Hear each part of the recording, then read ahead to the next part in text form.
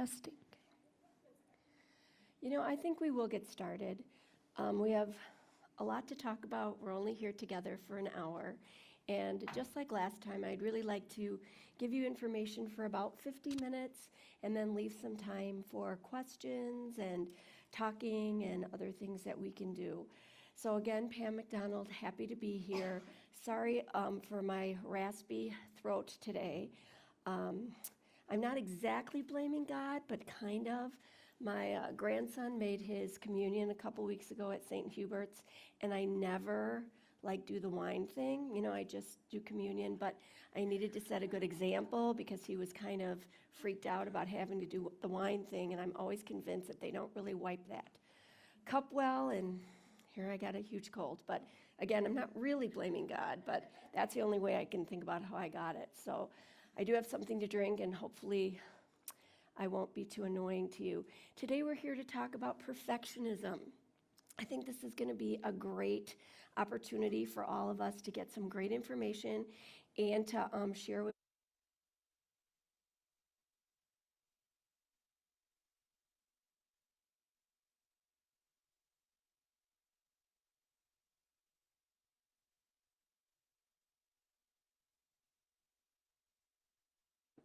It's going now.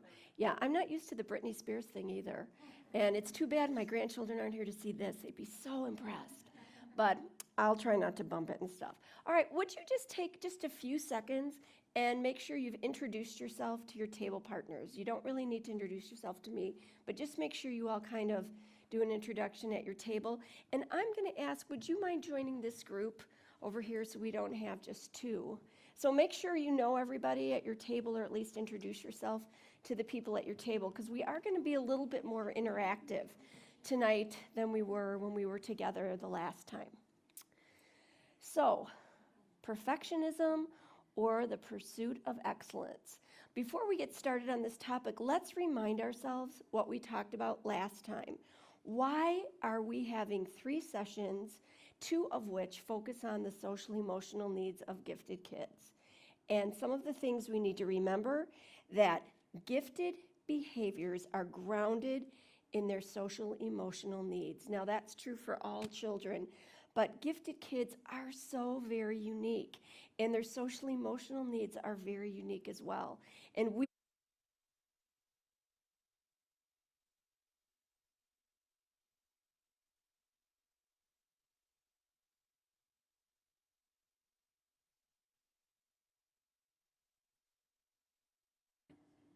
cannot expect kids to make progress in school, even if they've got a great curriculum match, if somebody isn't taking care of their social emotional needs. Certainly parents are aware of them, but teachers need to be aware of them also. So it's extremely important that we know the needs of our gifted kids on a social emotional level, and we're ready not only to advocate for those needs, but we're ready to meet those needs at home as well. So tonight we're going to talk about perfectionism, and we're going to talk about the difference between perfectionism and the pursuit of excellence. Can perfectionism be good? Is it always bad? Those are some of the things we'll discuss tonight. So at your table spot, you'll see that you have just a big sheet of paper, and you have some little cases that have some kind of markers. I'd like you to take about the next 2.5 to 3 minutes. Would you just work at your table? What words come to mind when you think about perfectionism? And please write them on that big sheet of paper. What words come to mind when you think about the word perfectionism?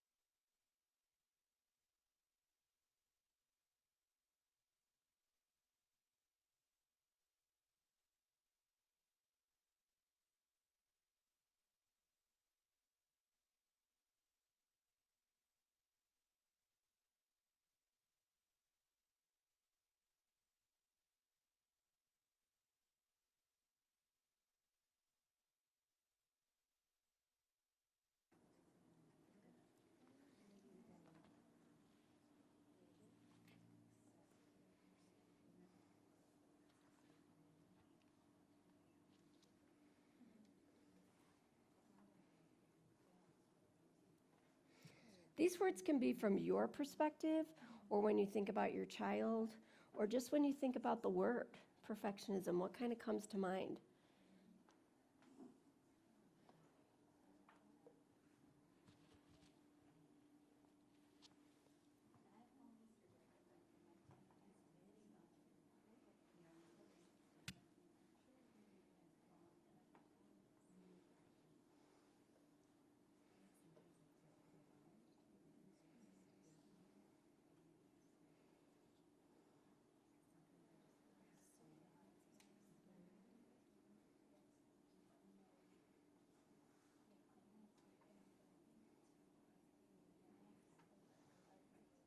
Okay, about 30 more seconds.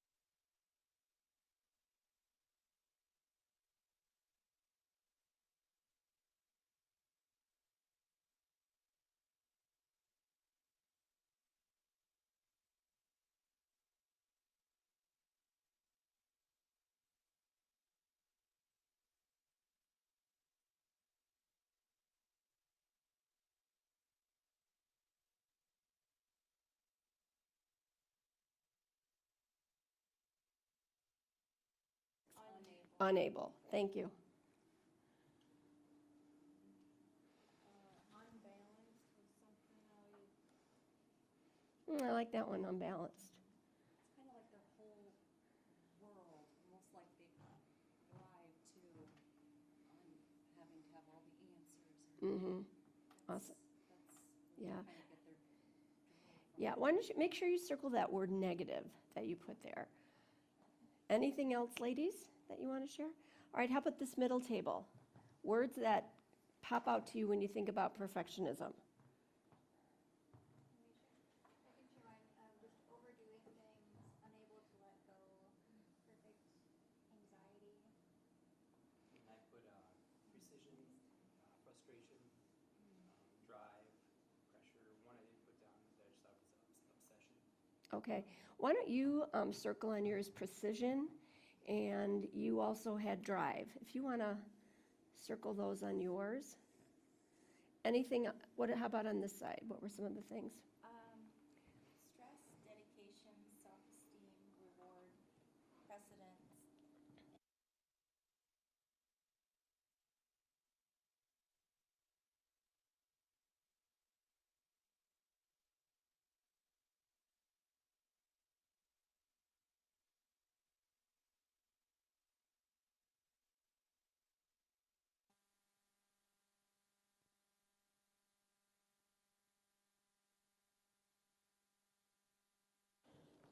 All right, okay. How about this last table? Could you share some of your words? Curiosity, always having to be right, planful, overwhelmed, structured. Things are black or white. Lots of questions and answers, rigid, logical, and stressed. Okay, for you, why don't you circle, I liked that you had structured and rigid. Now, your words were all a little bit different, but for the most part, a lot of your words were negative, weren't they?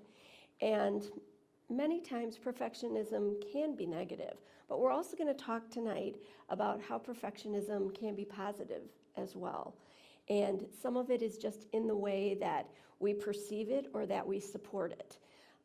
As I always said to somebody, boy, I certainly hope that if I ever have to have heart surgery, that my surgeon is a perfectionist on the positive side. So there can be positive pieces to perfectionism, but most of the time as parents, we see those negative pieces, and as teachers, we see those negative pieces with our gifted kids. So we're going to kind of discuss both sides of that tonight.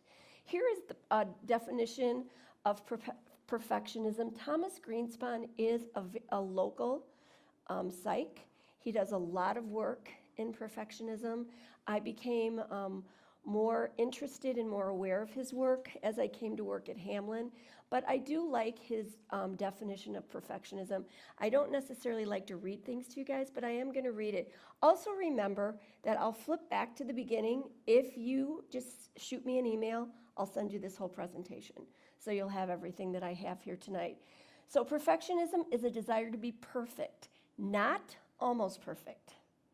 If you're thinking about, if you have a child who says, well, it's almost perfect, then they're not a perfectionist. Perfectionists want to be perfect. It's a fear of imperfection, an emotional conviction that mistakes are signs of personal defects.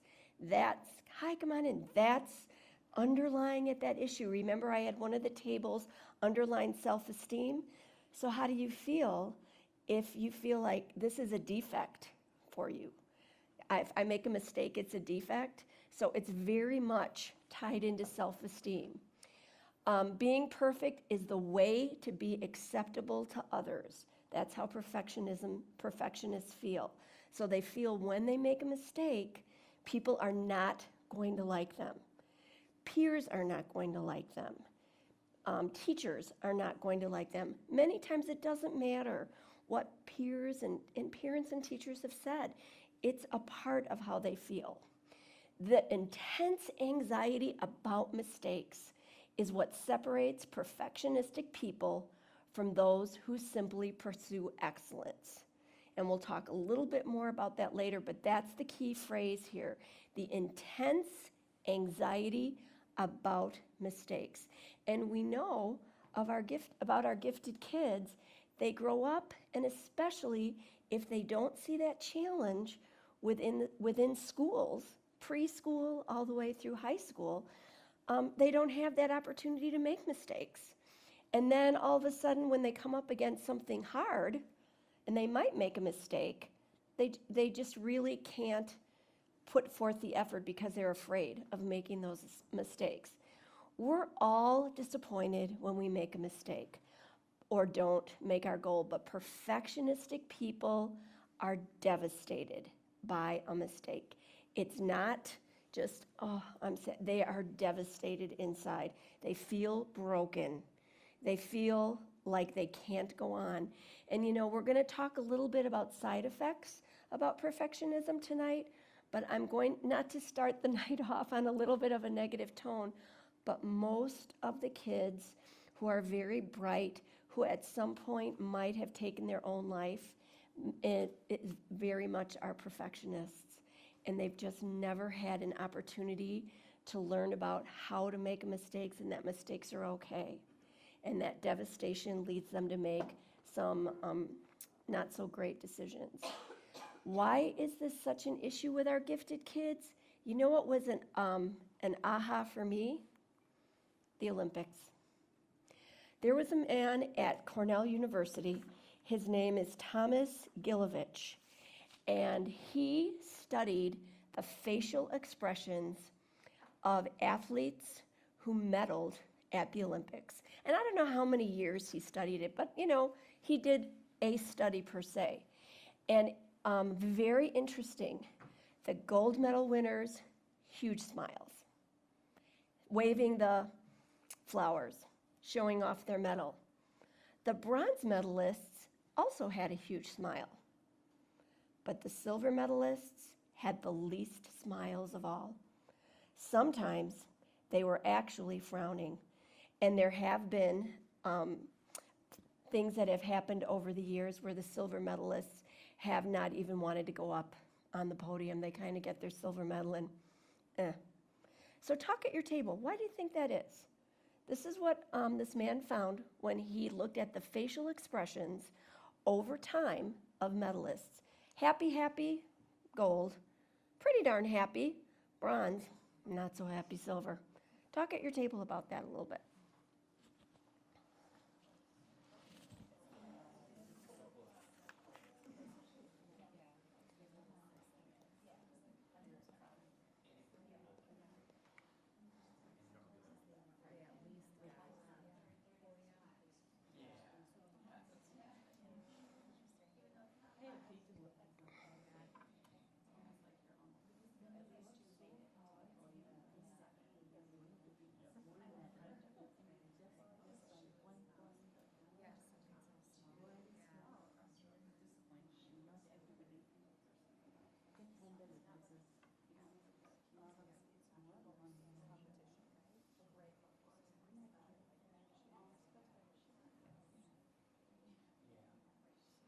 Okay, what did you talk about when you talked about that silver medalist? I'm going to start over here. Sure. We just said it's probably frustrating second place because you missed first by such a little amount that you're just devastated by that. And maybe you're okay with third because at least you medaled at all. Okay. Anything different from the middle table, or those kind of thoughts? Anything different over here? Yeah, it is a good summary. In actuality, that's exactly what his research says. That the bronze medalist, first of all, they're all world-class athletes in something, right? Most likely, the bronze medalist kind of made a big mistake for them, right? It's probably mini to us, or it looks like nothing. But to the bronze medalist in their mind, they kind of made a big mistake, but they still made the podium. So they're a, phew, I made it, yay, okay? Obviously the gold medalist is happy, but the silver medalist is the most disappointed. They made a mistake, and that mistake cost them their perfection. It was probably a minuscule mistake, but to them, now they're not perfect. Many silver medalists are in actuality devastated by that silver medal. You've probably heard of silver medalist skaters who've stopped skating after they won the silver, or they don't want to go on that World of Ice show because they don't want to have to be known as the silver medalist when they could have, in their mind, they should have been the gold medalist. So that really gives us some insight, doesn't it, into what perfectionism and why perfectionism is so unique to our gifted kids. 20% of all kids across the nation who have been identified as gifted in a school district suffer from some type of perfection. Now remember, we're going to talk about that perfection can be good, right? So we'll do a little of that later, but 20% of them suffer from some type of perfection. Parents many times are worried that I made them a perfectionist. It's because of me, that's why they're a perfectionist. Most of the research out there says that these children have shown these traits from when they were very little. And while you can exacerbate what they feel, for the most part, the actual traits of perfectionism started as very, very small child, even babies. And you can see babies, you can see it in babies when you watch them like try to build something with blocks and the blocks keep tumbling and they don't become sad, they become angry. And then they just, I'm not playing with these. You know, this is not worth my effort. So gifted children show these traits so early. Usually kids who are perfectionistic and gifted are highly structured and organized. They're your concrete, sequential thinkers. They take things very seriously. Even the most mundane thing is very serious to them. They can't laugh stuff off. And that's huge. And that's a skill. At some point, we'll talk later, they have to learn that. But it's very hard because they're very serious. They can't laugh things off. And many people consider them extremely intense. As I said, while perfectionism is likely inborn, in fact, that's what most of our research says, parents, you can exacerbate that perfectionism by using kind of the incorrect term of gifted. And again, we all do it. You don't mean to do it, but you do it. Oh, Susie is gifted. I can't believe you got that wrong. That was not all that hard. You know, or you look at a spelling test. Oh, for heaven's sakes, how did you miss this word? You use this word all the time. Now, you're just pointing something out. But by those little things that you're pointing out, you're exacerbating that you need to get everything right. So that's some language that we can kind of work on. Additionally, again, while you can't make somebody perfectionistic, sometimes you as a parent might be perfectionistic, and kids are really just modeling some of the things they see in you. Having very high non-negotiable standards. You will be in the science fair. I don't care if it's a choice. It's not a choice in our house. And your board will look this way. We will do it on the computer. I know that you can just write it, but in our house, we do it on the computer. Most parents don't even understand that some of the affection that they give their students is tied to success. Oh, let me give you a hug. That was a great grade. Oh, I'm so proud of you. Instead of, hi, here's a hug for coming home from school. It's really easy to do because you do want to show them that you're proud of them. But again, we have to watch what kind of message we send to our kids. We're proud of you for being you, whether you're doing well or not. We love you even when you make a mistake. We love you when you're in trouble in the neighborhood. And sometimes you might hold back some of that affection because maybe that's kind of how you were raised too. Your parents always gave you a lot of praise when you did something well, but sometimes they didn't necessarily just give you praise for being you. And sometimes perfectionism parents are vigilant in supporting success. Like I said, you will be in the science fair. All right, I've Googled everything you need to do to get a blue ribbon. Here's what a winning science fair board looks like. So this is what ours is going to look like because I've already done that research for us. Or, so-and-so in the neighborhood did one last year. And so I know what theirs looks like, and that's what ours is going to look like. So we have to kind of give up a little bit of that when we're parenting, although it's really hard because we do want them to do well, right? And we do want to help them see that, if you work really hard at something, you can do well, but there's a fine line with that. There are different types of perfectionists. Not all perfectionists are alike. Fletton Hewitt talked to us about 3 different types, and I'm going to go through those types right now. Self-oriented perfectionists, they're the hardest ones to deal with because they are hardest on themselves. They expect perfectionist from themselves at all times.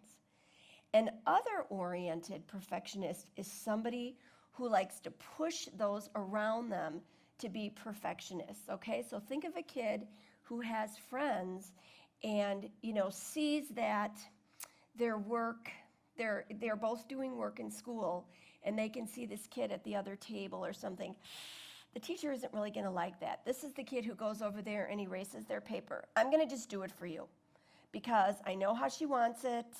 I'm just going to set it up for her so she's not going to have an issue. And how does that, first of all, A, it doesn't work real well with a teacher, and B, it doesn't work real well with friends. So this kid really suffers friendship-wise. The last type of perfectionist, socially prescribed perfectionists. These are perfectionists that want to do well for others. They want to make their teacher proud. They want to make their parent proud. If their grandparents are integral part of their life, they want to make their grandparents proud. And so when they don't attain that perfectionism, they feel awful because not that they've let themselves down, but they let who they wanted to really make feel good, they let them down. And just think about the kids who have a little piece of all of those. That's devastating because that's a lot of pressure. You've got pressure on yourself. You want everybody around you to be perfect. And anybody who is part of your family and is looking at you as part of their family, now you've got them to worry about too. So there's 3 different things you're worrying about as a kid. That's a lot of pressure. You probably all are here because you've seen some side effects of perfectionism. Chronic anxiety, just always worried about everything.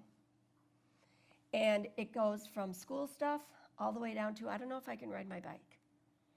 Even though, I could ride with training wheels, I really don't know. I'm just not even going to try because I just don't think I can do that. Depression, hopelessness, suicide. Those, again, I don't mean to be a Debbie Downer, but those are some side effects. Now, before you would start before you would start dealing with those, you would be seeing things. You would be intervening and getting your child some help. But those are some side effects that you can see from perfectionism. Eating disorders, we see that even in our youngest kids, that, well, that isn't the way that macaroni and cheese looks on the box. If you can't make it look how it is on the box, then I'm not eating it. And they're not trying to be troublesome. That's kind of their gig. It doesn't look like I thought it would.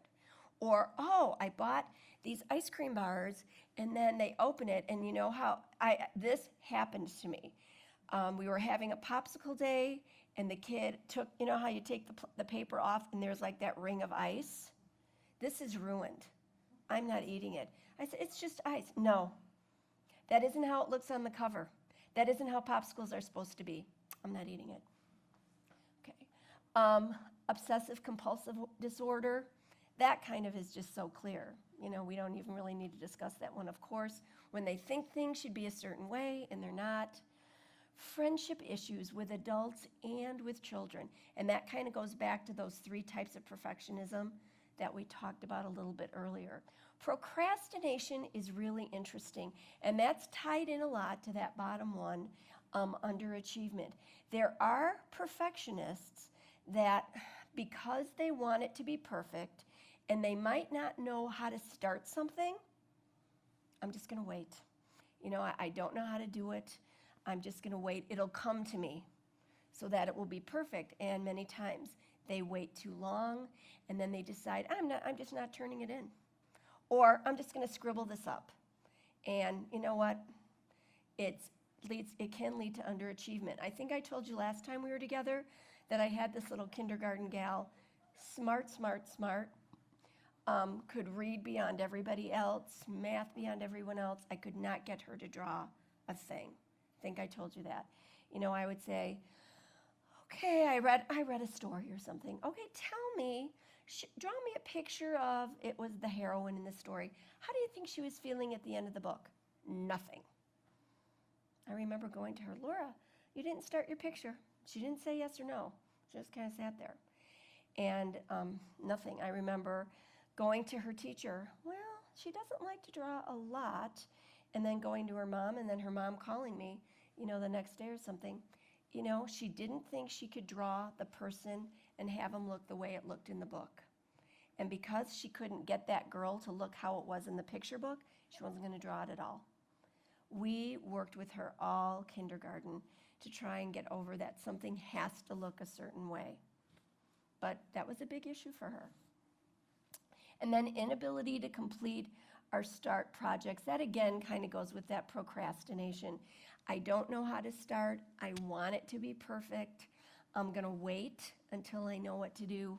And, well, I don't know what to do, so I'm not going to do it. And again, that would be projects even at home, schoolwork, and then sometimes a sport. They want to get on the soccer field, and they want to be the one that stops all the goals when they're the goalie. And they want to be the one that will score all the goals. Well, of course. I know how to do everything at school. Why wouldn't I know how to do everything at soccer? And they don't understand that there's a learning curve with things. Okay, so we said that perfectionism can be good and it can be bad. But let's talk a little bit about how the pursuit of excellence is different. The major piece in which the pursuit of excellence is different is doing the best you can with the time and tools you have and then moving on. That's the 2 words that perfectionists don't see. You just move on. If it didn't work out, you just move on. And perfectionists can't do that. Okay? Now, good perfectionists can move on, but people who have perfectionism negatively cannot. Maureen Nehart says that perfectionism is like cholesterol. There's a good kind and there's a bad kind. So Linda Silverman is a very famous psychologist. She practices out of Colorado. And again, I really didn't know a lot about her until I started learning more about perfectionism. She really believes that perfectionism is a good thing. She thinks it can bring incredible satisfaction and creativity. It can bring pleasure from accomplishing difficult tasks. It brings an amount of zeal to somebody that they try again and again until success.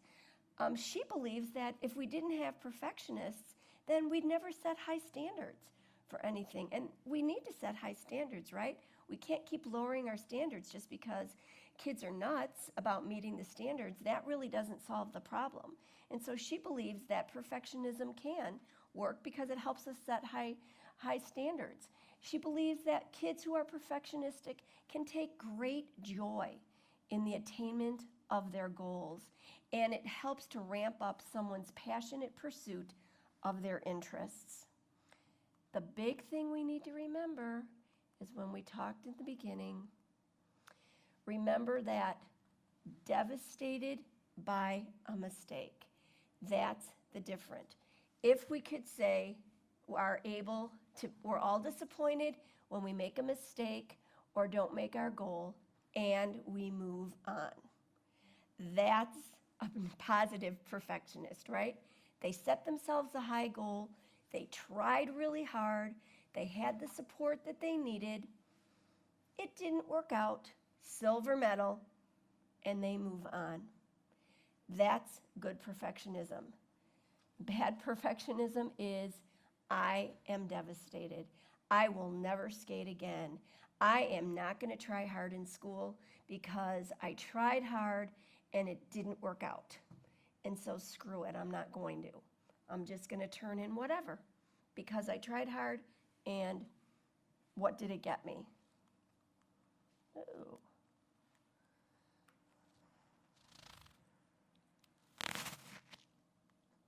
Okay.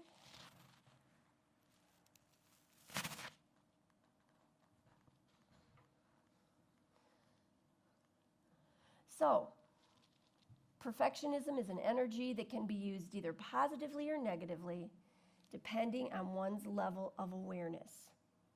So awareness is a really key word here, parents, because we all use that perfectionism word wrong. Oh, you're such a perfectionist. I say this to my husband at least 6 times a day. Could you go fix whatever around the house? You're such a perfectionist. That's why you don't start it, because you don't really know how to do it, or you don't really know how it's going to work out. We have to be careful using that word.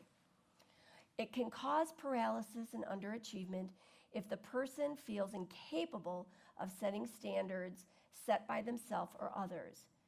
But it can also be the passion that leads to extraordinary creative achievements or to an ecstatic struggle to move beyond the limits of one's ability.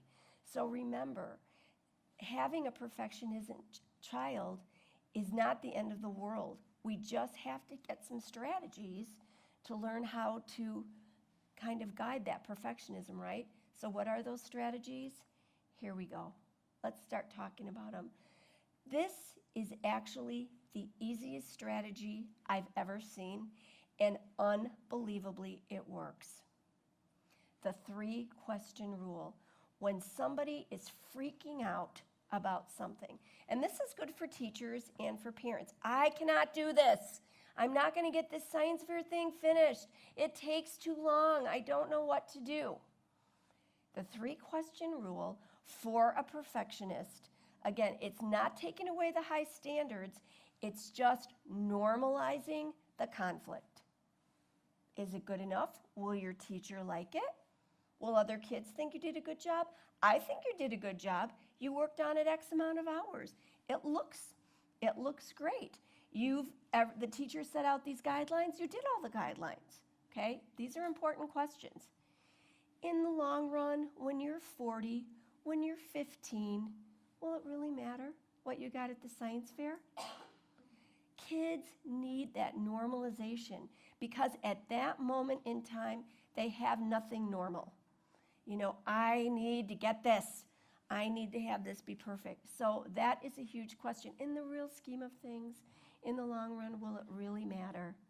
And the last question, what is the worst that can happen? And they may say, the worst that can happen is I won't win. I won't be the best in the science fair. Well, I know you think that that's the worst that could happen, but if that happens, you'll still go to school tomorrow. You'll still have a good time at the fair. You know, you have to be able to give them some answers to that. This 3-question rule is even good for you as an adult. You know, as adults, we try to do different things in our life that stretch us, whether it's professionally or, I don't know, socially. One of my daughters is trying to start a business, and she wigs herself out about, oh, what if I don't make enough money? And what if nobody really likes my product? I can't tell you. She listens to all these podcasts, and she thinks she's going to find the answer. And really, the answer is in these 3 questions. Will it be good enough? Yeah, it will be. Other people are doing something similar. Yours is going to be fine. And in the long run, when you're 90, who cares? You tried something. When you're 90, if you didn't try something, you're going to say, oh, I wish I would have tried that, you know? You're not going to go to the poorhouse. I'm your mother. I'm going to make sure that you eat. And then what's the worst that can happen? All right, it didn't go as well as you thought. You'll learn something from it, and then the next time you'll do something different. I put in the picture of the bicycle because that is really, the 3-question rule works great for our gifted kids who are very academic, but sometimes not too physical, and sometimes riding that bicycle can be tricky. Those are 3 great questions when they're trying to go from training wheels to non-training wheels, and they just think there's no way I can do this. Putting those 3 questions out there is great. So this is a really good practical strategy, again, to use with your kids, your spouse. It really works pretty well. All right. I'll just do it over here. Okay. Some other things. Fear of failure is a reason for perfectionism. So as parents, modeling and talking about failures is key. You need to talk about times when you failed at something. And these conversations can come up during dinner, during car rides, but you need to be able to model that not everything always works out the way it's supposed to. Even, you know, it can be something even as small as in the garden, and you planted a tomato plant and it never really got any tomatoes. Oh well. But you know, I really enjoyed getting up every morning kind of looking, gosh, is there a little yellow thing out there? Maybe we're going to get a tomato. My biggest act of failure that I was able to use was when I was teaching kindergarten, and you know, at the end of kindergarten, you'd have the eggs in the incubator, and you were waiting for chicks. And every morning, you know, the kids would come in and hope we're going to get chicks. And, you know, there are some eggs that just never become a chick, right? And so we have to talk about, sometimes that happens, you know, and they would ask, well, we did all the same things. Yep, but sometimes it's just unexplainable that we just don't know why that didn't turn into a chick, but it didn't. The other thing, as a parent, explain that I expect you to fail.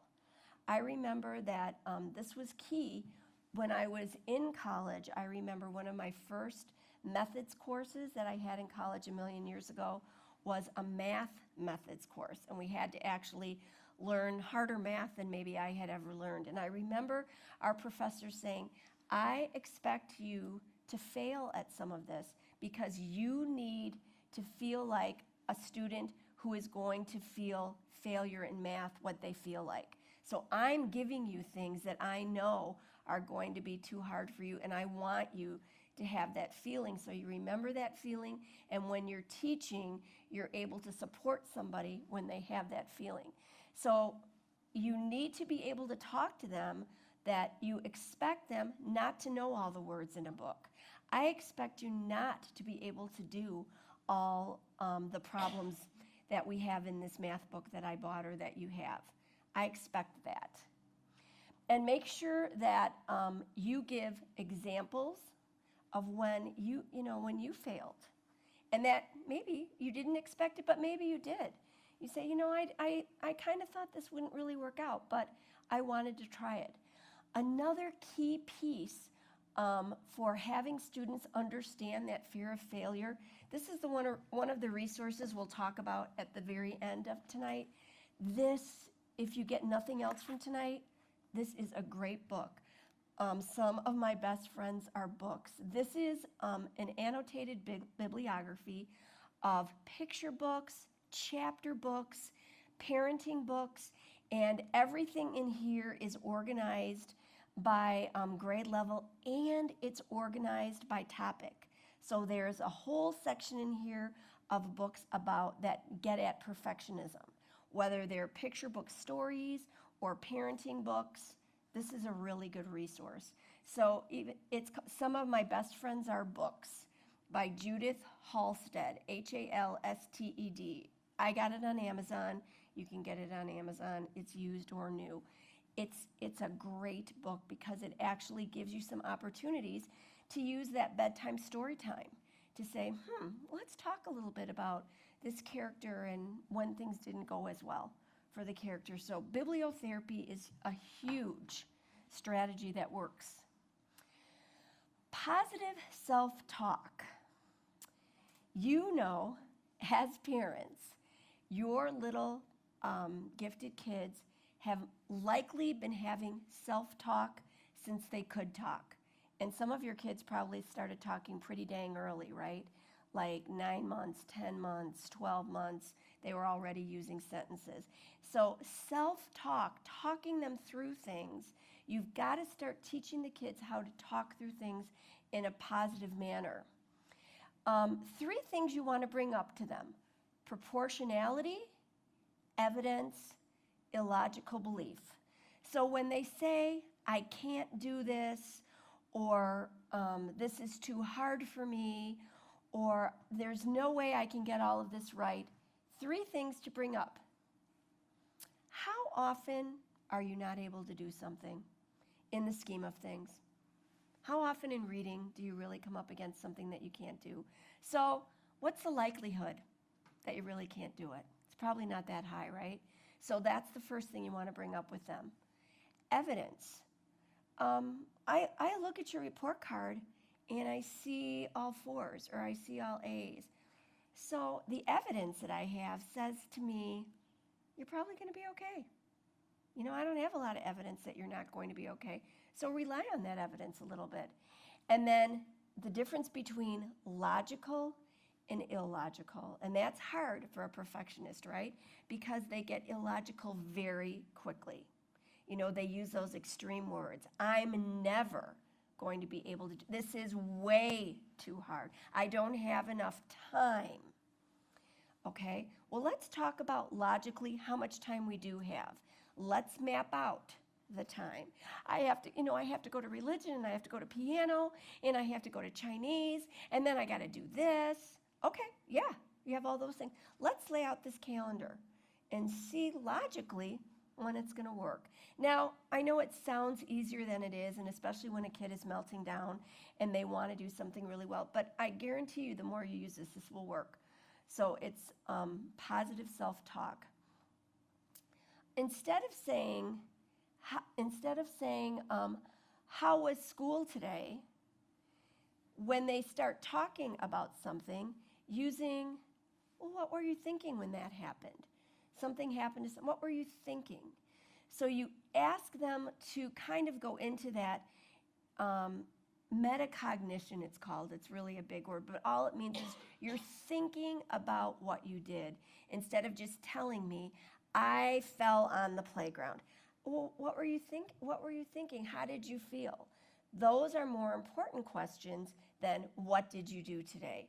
So you're starting to get them to talk more about your feelings.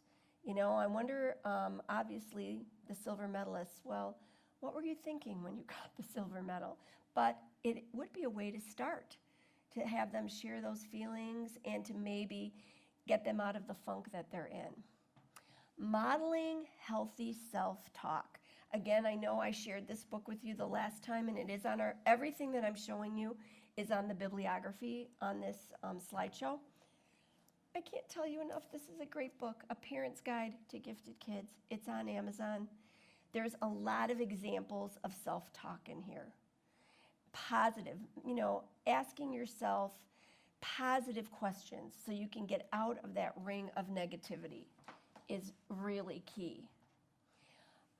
This is one that I think, as a parent of 4 daughters, this is the one that was always hardest for me, and it's still hard for me because I'm an advice giver.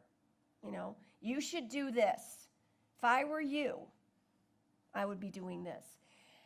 It's not great for somebody who's perfectionistic. Listening, I'm a good listener, but I'm an advice giver. And I learned by getting the SANG training and then actually reading that book more. It sounds like you want to blah, blah, blah.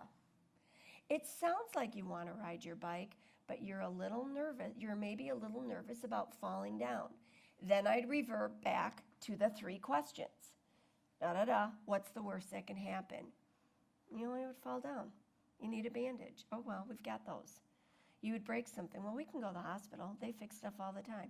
You're likely, and then again, let's look at the evidence. Are you really going to break something? Probably not. But listening and not giving advice. So in other words, for anybody who's been in therapy, this is that circling back term, right?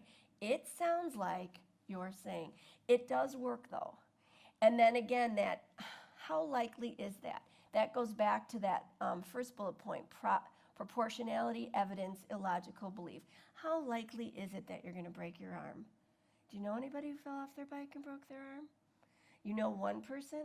How many people, though, do you know that have learned how to ride their bike? So one person broke their arm. It's really not very logical that you are. The last 2 are new that I've kind of come across as I've done more reading about strategies for dealing with perfectionism.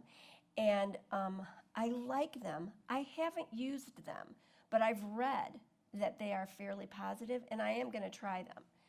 Journaling with an emphasis on gratitude. Instead of having a nightly story, and I'm not saying to take the nightly story away, because nightly stories are good, but how about a nightly reflective journal? And in that journal, could you write down one thing you're thankful for today? What's one thing that happened to you? And I'm sure there are going to be days, nothing.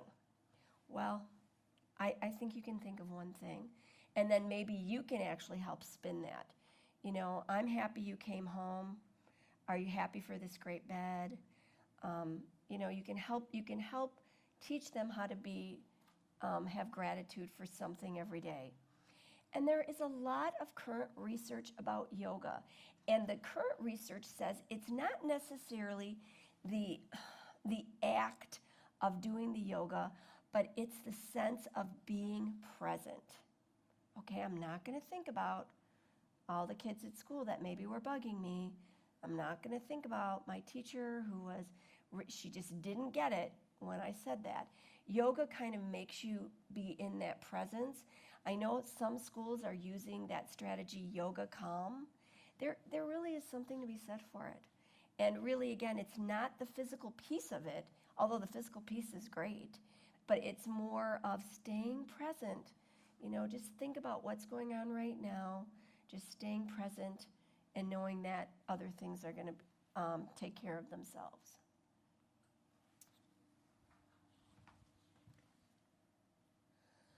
Okay, we stayed pretty close to our time.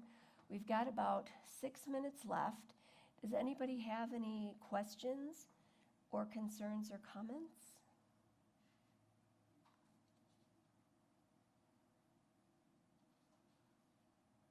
And we can come back to that also. I guess unless somebody does have some questions or some comments or concerns, I would like to share these resources with you. And even though the resources are at the end of this presentation, I want to go through them with you, and I do have copies of all of them today. Of course, we've talked about the Parent's Guide, and I can't talk to you enough about it. I think it's a great resource. If you could only buy one resource, I would buy this one. I do love some of my best friends are books. I love that, but this is really better for social emotional needs of gifted kids. So this is a great book to have in your repertoire. I can't tell you, even in my consulting job, many times when I don't know what to do with a student, I will go back in here and kind of read, and it'll give me some pause to think. Right now I'm working with a family. This little, I just tested their daughter. She just turned 4. She's got an IQ of 138. It's probably higher than that because she was kind of tired by the end. And there is no way. She's gotten kicked out of 2 preschools already. I mean, why do I think? I think she just doesn't have any peers. She doesn't have anybody who really thinks like her. The teachers are all expecting her to be a 4-year-old or a 3-year-old, and she's not thinking like that. But I don't know what to do with her because I don't know if she'd have any peers in kindergarten, really. So I did go into here to kind of think about what should I suggest to this family because they're really in a conundrum.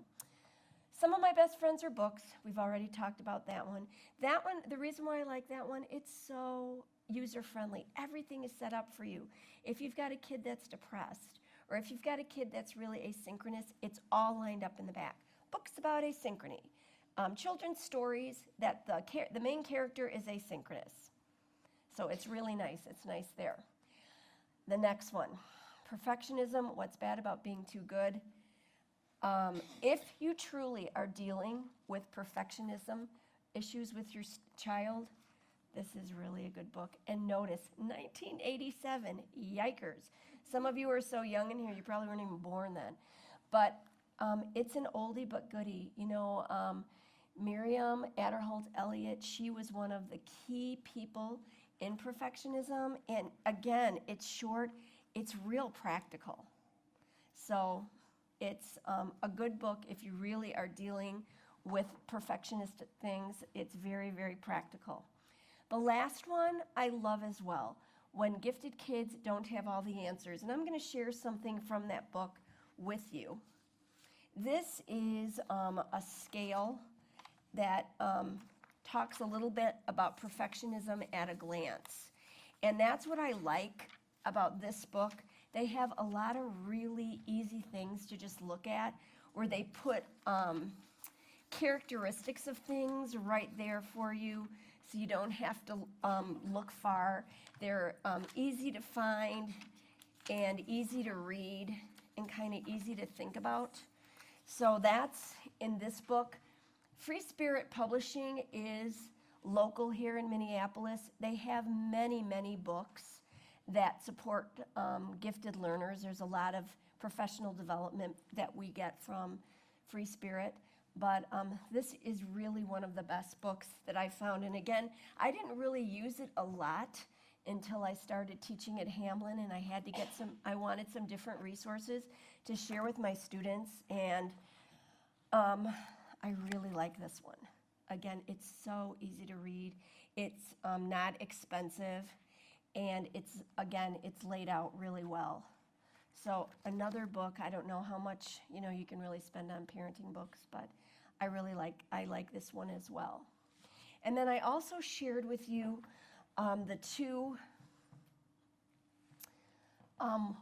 websites, the interview with Thomas Greenspan on perfectionism, and then The Many Faces of Perfectionism by Linda Krieger Silverman.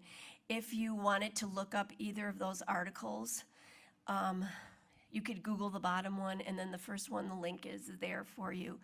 Those again, both of those articles are pretty short, and they're pretty easy. Mm-hmm.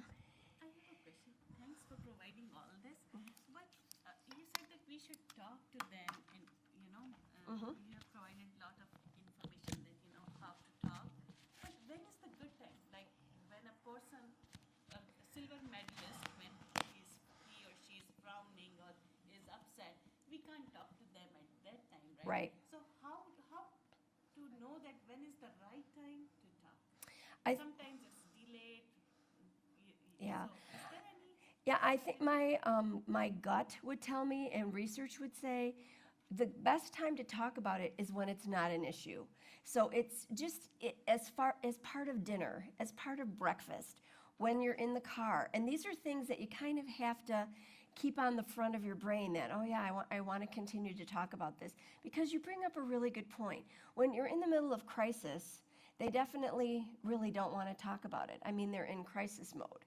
However, when they're in crisis mode, that 3 things can work if you can get them a little bit calmed down. The other thing is to continue to use those 3 things when it's not a crisis. And you know what? Use those 3 things about yourself. Always come up with, this happened to me and I thought blank, blank, and blank. And this is what I decided. So I think modeling using those will help them, especially then when they're in a crisis, say, remember when we always talk about those 3 things?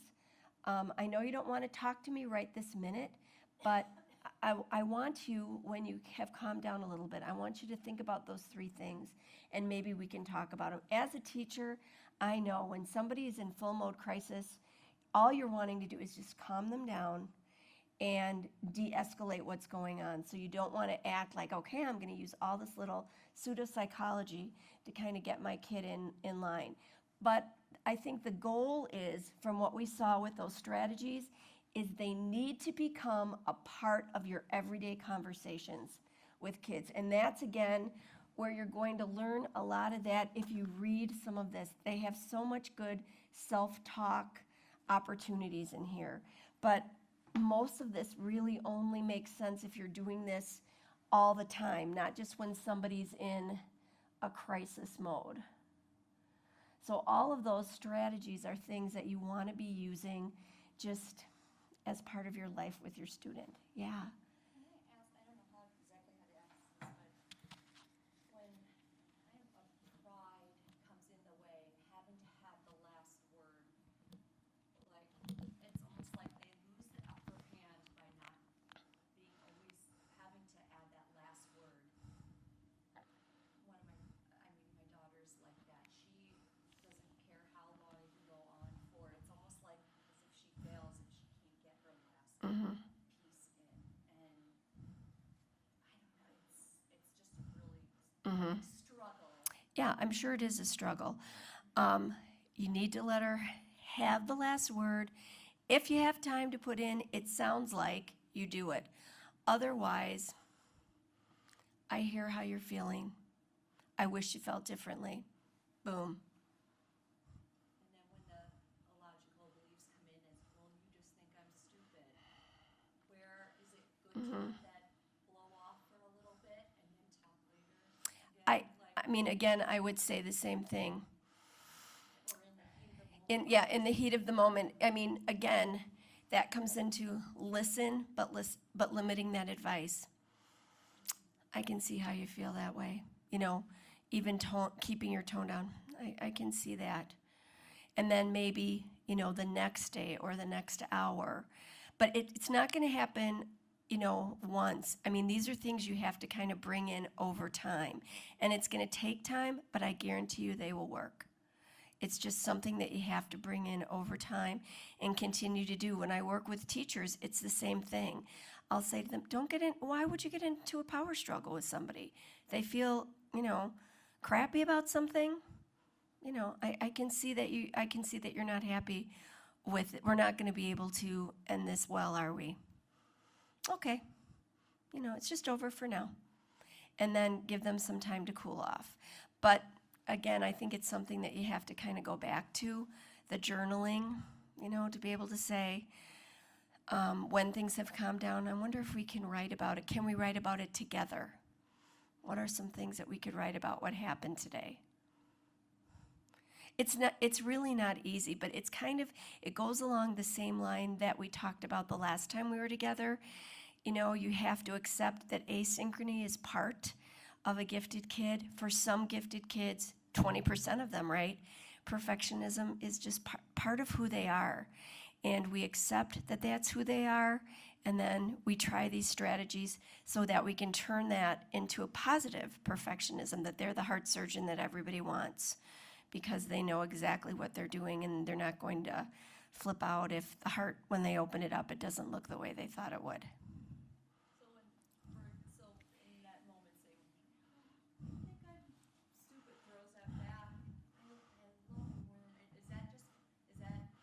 Nothing, you just, I can see how you feel that. I can see that. I can see how you'd feel that. I wish you didn't, but I get it. I get it.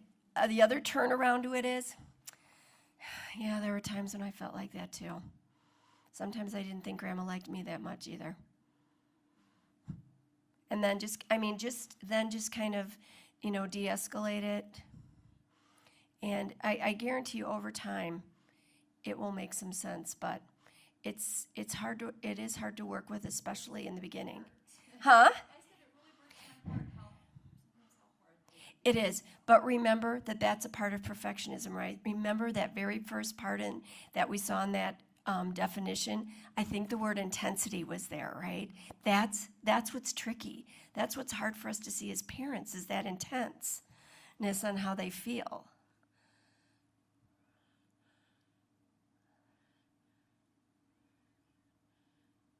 Let's see. Yeah, the intense anxiety about mistakes. And I think the other thing is you have to really accept that that's how they feel right now. Yeah, it does make you feel bad because you've done everything as a parent to help them know that they are loved no matter what, that your love isn't based on them doing well in school. Your love isn't based on their successes. But remember that intensity, that's just there. That's a part of them. And you have to learn how to work with it, de-escalate it, and then give them some skills over time to work with how they're feeling. I think over time, the more you use that 3-question thing, the more it'll make sense to them. And I think over time, you'd be able to use that in a meltdown. Okay, I know that's how you're feeling. But I want you to take a breath. When you feel better, think about those 3 questions. How much will it really matter? So I think that will help. But again, you have to accept that intensity is there. Remember that you are not putting it on them. They're putting it on themselves. They're not trying to be disrespectful. They're not trying to play you, and that's the difference. They're not playing you. That's how they feel. Remember, feelings are always right. Even though we might not agree with them, and we might think, how can you possibly feel that way? Think of all the things I've done for you. Feelings are always right. What they do with those feelings are not always right. Saying that might not be right. Throwing something might not be right. Saying I'm never going to go back to school, ripping the poster board up for the science fair is not right. But feeling frustrated is okay. And that's kind of where you have to go back to. What's the feeling? Frustration. What's the feeling? Sadness. What's the feeling? Anger. That's okay. And you can be angry. Yeah, I can see that you're angry. And in a little while, we'll talk about it. I'm sad that you're angry. I'm hurt. I feel bad that you're angry. But you know what? You won't be angry forever. You won't be frustrated forever. We'll get through this. So that would be my advice. I don't know how that feels, but that's what I would do. Did you have something too, you and Dad?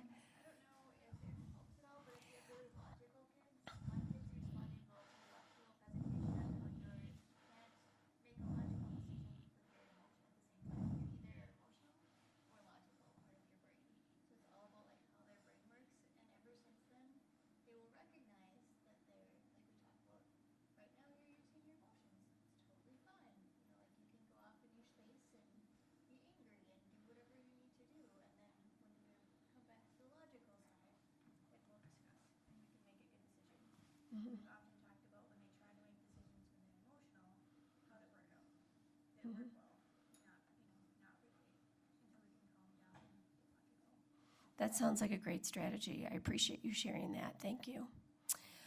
Our time is up for today. I thank you so much for listening, and I hope you got at least one little piece out of today that maybe you can use. Feel free to email me if you want this presentation. you can certainly have it. And then for those of you who have little ones, I'll see you next Thursday. My actual area of concentration is really early childhood gifted, so I'm super excited about talking about little kids and how to know whether they're gifted or not, or just high achievers, and what we can do for our littlest kids. So if you have anybody who's got somebody teeny tiny or a preschool age, even kindergarten age, and they want to know more about gifted, I would love to see them next Thursday. Have a great night. Have a great Memorial Day weekend. Thank you. Oh, that was nice. Thank you.